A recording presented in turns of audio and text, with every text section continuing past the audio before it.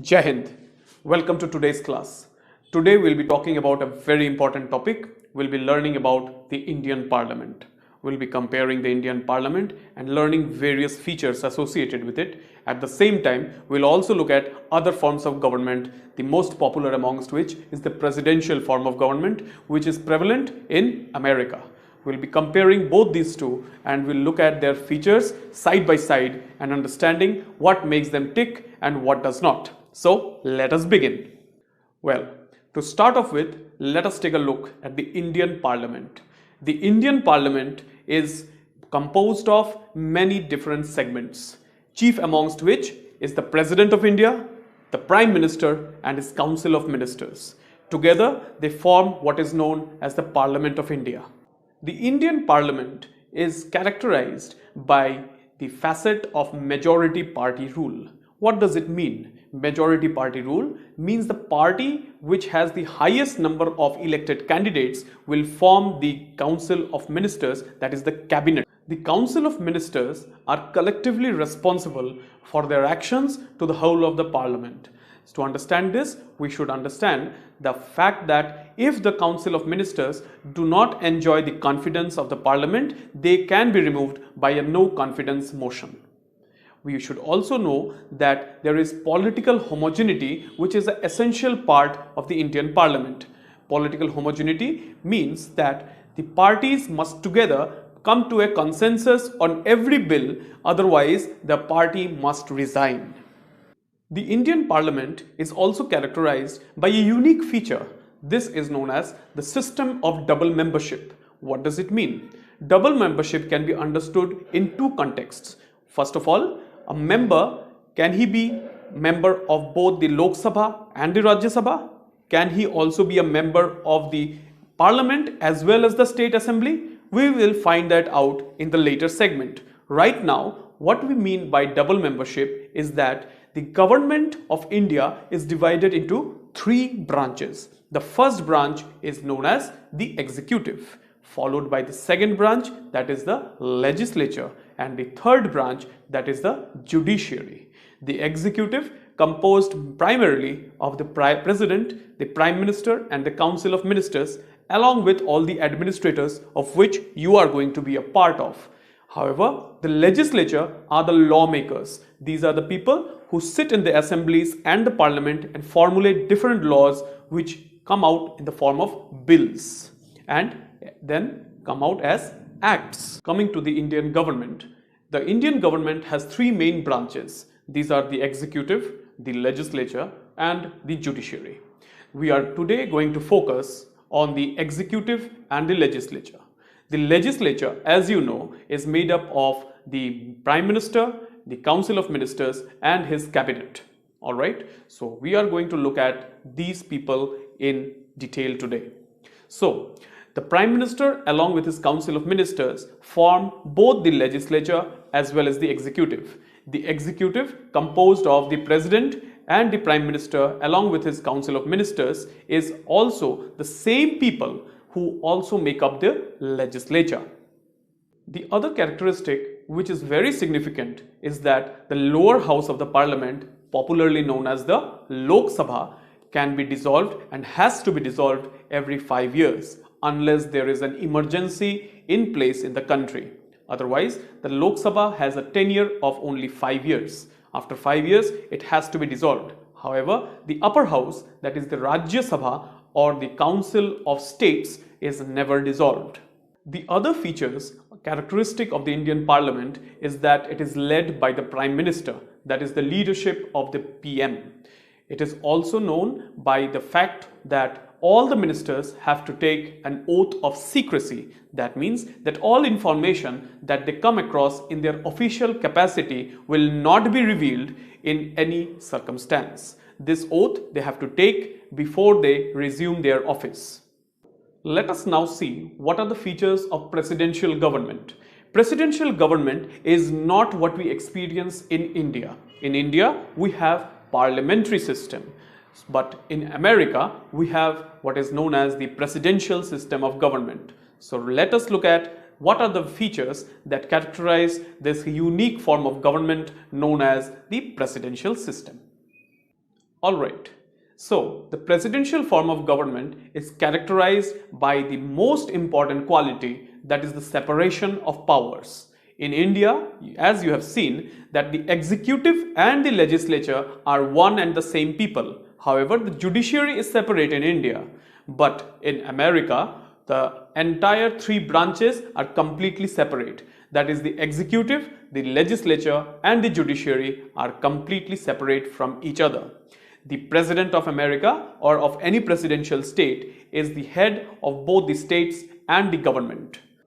In India, the Prime Minister is the head of the government, who is elected, as you know, for a period of 5 years. But in presidential form of government, that is in America, the President is elected for not 5 but 4 years. The President is elected by what is known as the Electoral College. The Electoral College is a group of people who come together to decide who will be the next president. They are chosen by each individual state and they represent them. Alright, so let us try to understand this fact. As I have told you that in India, the executive and legislature are same. This is not the case in America, where there is complete separation of power. What does it mean? It means that the executive, that is the president, has no right to interfere in the workings of the legislature.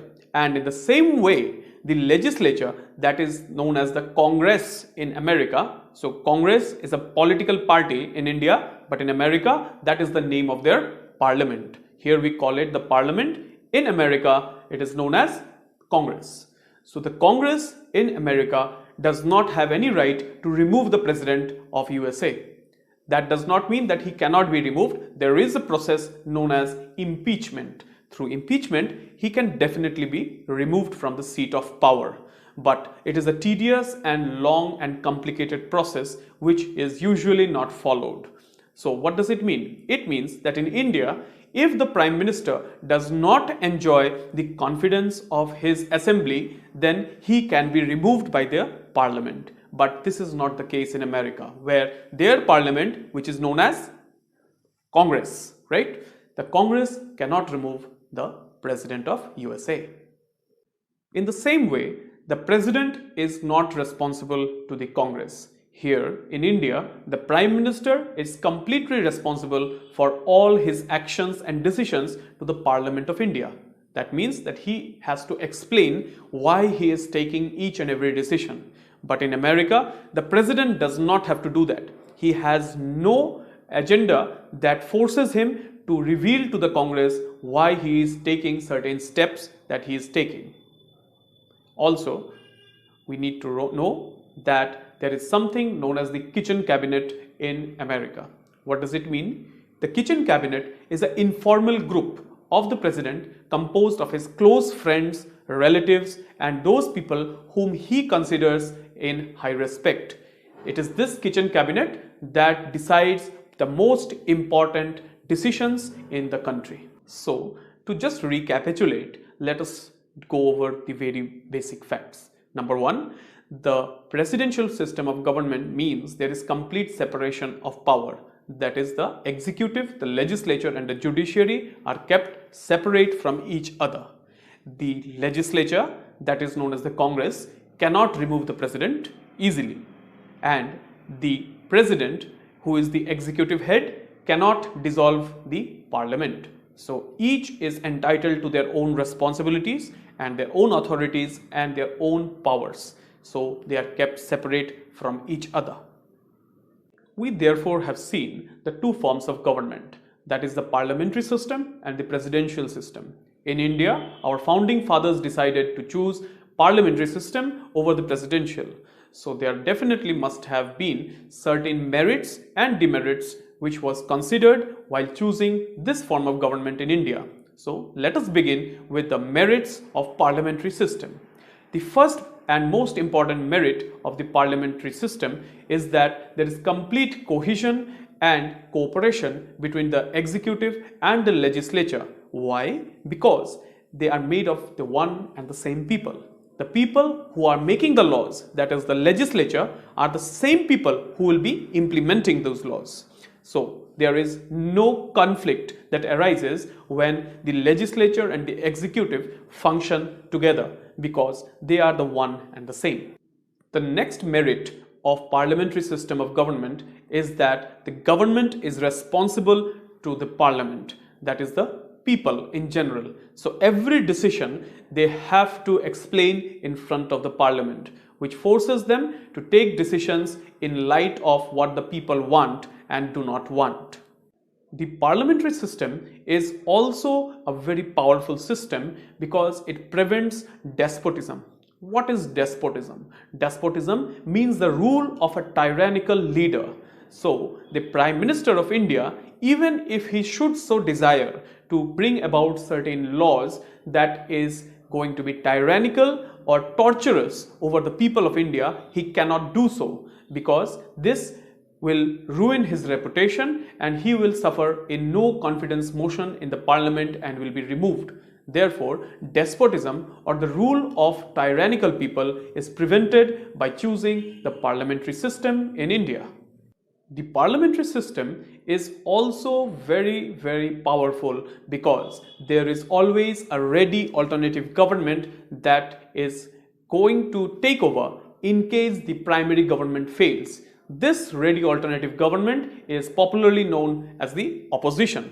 The opposition is there in case there is a no confidence motion and the government falls. The opposition can come in and take over the government while a new election process is being sought after by the Election Commission of India. The final point in the merit list of parliamentary system of government is that it provides wide representation to the people of India. We have got the quotas for both scheduled castes and scheduled tribes. We also have representation for Anglo-Indians and other minorities. This helps all these segments of the country get their representatives to the Parliament of India and be part of the decision-making process. But each system of government always comes with its flaws. So we shall now be looking at what are the demerits of parliamentary system. To begin with, the parliamentary system is characterized by a very unstable government, especially if the government in power is that of coalition in nature. A coalition government only survives as long as it enjoys the popular support of the party it has joined hands with. Also, if the parliament wants, they can pass a no confidence motion and bring an end to the government in power. This makes the government very unstable, which has been seen multiple times in India where the government has been dissolved just because it did not enjoy popular confidence from the parliament. We should also remember that there is another big problem while we choose the parliamentary system, and that is no continuation of the policies. So say for example, party A is in power today and they bring about certain legislations and policies. When party A is replaced by party B after the next election, there is no guarantee that party B will continue the same legislations and the same policies of the previous government. What happens so is that the people who are benefiting from the schemes and the policies that were brought in by the first party suffer because they are abruptly ended. So the next points of demerit is that the government of parliamentary system is characterized by dictatorship of the cabinet. That means the cabinet, which is a small group of ministers, the most powerful ministers, they make most of the decisions in the parliament and the rest of the parliament has to abide by it. That means the important ministries such as Ministry of Defense, Ministry of Home Affairs, Ministry of Foreign Affairs, these are the major ministries along with a few others who form the cabinet ministry, and they create policies and make sure that the rest of the parliament has to adhere to these policies no matter what. The next demerit in this system of government is that it is completely against the separation of power. This provides an ample opportunity for the executive and the legislature to work together in one hand. However, it prevents both of them to have checks and balances in place. Also, the parliamentary system of government is characterized by a government by amateurs. We do not have field experts representing the various ministries. For example, we do not have any educational qualification criteria to be, say, Minister of Finance, Minister of Education, or Minister of Defense. Such a system makes it difficult for the person who becomes part of that ministry to fulfill that role with certain expertise.